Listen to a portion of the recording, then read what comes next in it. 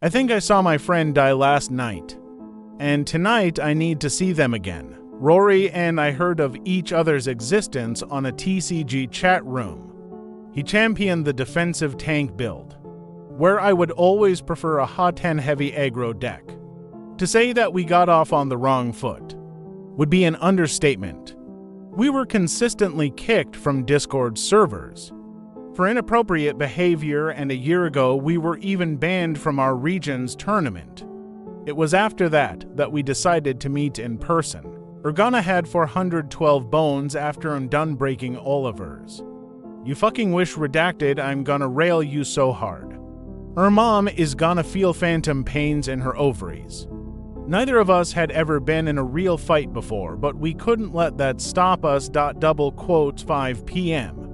Cadron Brook Bridge, if I see you there I'll bash you. So you better not show, I wrote. See you then, sunshine. Rory sent with an attached image, like the child he was. He sent me an image of an obviously fake M1911. He had tried to paint over it, but I could still make out the gun's orange tip. Was he really going to bring an airsoft gun to the bridge? To be on the safe side, I brought a steak knife with me. I wrapped it up in a paper towel so that it didn't stab my thigh. As I walked, the Cadron Brook River, which ran under the bridge, was a long winding river. During the wet seasons, it could rise to maybe 5 feet, compared to its normal 3. During most seasons, it's filled with algae, tadpoles, and eels, each more slimy than the last. The bridge was built in the peak of the 80s, so it had a sort of brutally capitalist concrete nature to it.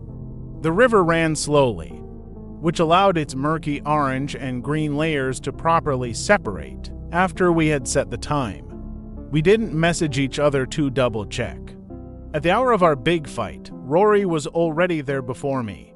We hadn't uploaded pictures of ourselves to the chat rooms, so I didn't know what to expect. He had gone home beforehand and changed into what he would later call his kicking-ass outfit. I don't remember if it was the hot rod flames on his shirt or his khaki camo shorts that made me laugh as I approached him, but I exploded. Apparently, my Urban Gotham CR-inspired outfit was amusing to him, because he started laughing shortly after I did. "What the fuck are you wearing?" I pointed at his new green DC skater shoes. "Kicks cooler than yours." Rory reposted and pointed at my hand-me-down black Dr. Martens. As we continued to banter, we turned away from each other and looked over the edge of the bridge. A duck and its ducklings waddled into the river. You got Mr. Potato Head knees. An old man turtle breached the river's surface, pinkish in Pinocchio face, as the sun went down. We ended up just watching the ripples on the river's surface. Big toad, frosted tip freak. After a solid hour of consensual roasting, I finally asked him, "Hey, so, what happened with your gun?" Rory squinched his mouth and mumbled something under his breath, which I asked him to repeat. "You?" So pretty much I went to leave the house and somehow my bitch mom knew it was in my bag and she literally confiscated it from me. A grin, not of superiority, but of relief came to my face. This kid, whom I had been feuding with online for years, was a loser. Like me, we stayed on the bridge for what felt like ages, talking about almost everything, while the river turned to a dark black-green. We talked about cheesy Japanese food, Interpol, X-Files, and of course, trading card games. I remember thinking that I had never had a friend like him before. Someone I felt so comfortable to talk to. Someone I could see myself spending a lot of time with. We were both so awkward that we didn't know how to say goodbye. So, as he walked backwards, shooting finger guns at me, I gave him a dramatic captain's salute. I didn't think that he needed to know about the knife. School life was as egregious as ever. And home life didn't change much either, but at 5 p.m. every afternoon, Rory and I met up at the bridge. Sometimes we would lean against the railing and verse each other in card games on our phones. One time I stole a vape from my older sibling and shared it with him, but most times. During that golden hour before nightfall, we talked. I never felt more present in the moment than when I was on that bridge with him. Last week, I ran late to our appointment. So I sent him a quick message, "Sup bitch. I'ma be late cause I just can't stand being around you lol." He didn't respond. He didn't even read the message. I assumed that his phone was dead. And since I live pretty close to the bridge, I just started walking. On the way I considered messaging him again, but I thought it could have come off as too needy, so I didn't. Winter had just begun, so the nights came earlier. As I started along the bridge, I saw that Rory was standing against the railing, looking down at the water. "Oi, shithead," I boisterously announced my presence. "Your phone broken or what?" He slowly pointed at the dark, still river below. He jumped. "What? But he's there, under the water. Right there. Can't you see him?" Rory's hand was shaking as he pointed to a seemingly random spot in the water. "Dude, the river's only a couple feet deep. Are you feeling okay?" Rory retracted his arm and turned away from the water to me. As his eyes and mine met, I could tell he wasn't joking. I broke one of our unspoken rules, physical contact, and put my hand on his arm. "I'm sorry I was late, Rory. Can you tell me what happened?" He salivated his dry mouth and cleared his throat before talking. "I got here at 5-ish and there was this guy standing on the bridge. He was looking over the edge and I didn't want to talk to him, so I stood away from him. As I waited for you, I occasionally looked over to him and it kinda looked like he was talking to someone. But from where I was, I couldn't see earphones or anything. Then out of nowhere, I looked over to him again and he was up on the railing. I didn't know what to do, and before I could say anything, he jumped. I ran over and looked down, but it was weird. There wasn't a splash, I couldn't hear or see anything. But then I saw him again, under the surface. After he finished, Rory glanced back at the water. I looked back down as well, but I couldn't see anything. Rory was in a shot, but I didn't think he would lie about something like this. So, I moved my hand down his arm to hold onto his hand and got my phone out of my jumper's pocket. "Let's go find him," I said as I switched on my phone's torch. We headed across the bridge and down the river bank. A couple of puppy-sized water rats darted away as we balanced our way across the rocks to the water's edge. I shone my torch along the banks and rocks to make sure the jumper didn't crawl out of the water onto the shoreline. "Don't bother Ruby. He's still there," Rory declared as he pointed at the river. "Can you see him?" I said as I handed him the phone. He waved it across the water's surface a few times, while I used a nearby branch to poke the water. After a couple of minutes, Rory handed me back my phone. "He's gone. It's okay, man. We can call the police if you want." "No, never mind. Let's just go home. I'm not the best at comforting people." I didn't know if he needed a hug or a quip, so I didn't do anything but walk. I wanted to hold him, but he was so distant. It was like he was on a different planet. "Hey man, just letting you know I'm home now. Shoot me a thumbs up or something to let me know you made it home." My cool facade started to slip as my worry for Rory grew. Rory was inactive on social media, and even his gamer profile was offline. I got too in my head about whether or not I should call him.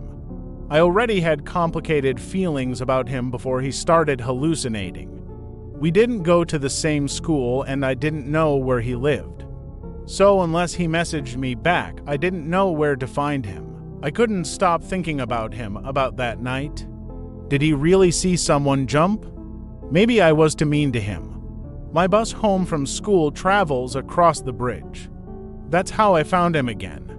I looked up from my phone yesterday, just as we were crossing, and I saw him standing right where I found him before. I got off at the next station, which was about a mile away, and although I was excited to see him again, I couldn't help but wonder how long he was standing there. Did he actually go home? Rory, he was so still when I finally caught up to him. The sun was getting ready to leave us. The slow stream of shallow water dribbled along the pebbles below us as the wildlife grew quiet. The golden hour had begun. How long have you been here, Rory? I didn't look at the water. Dunno. He was transfixed to the same spot as before. Is he still down there? I didn't want him to answer. Yeah.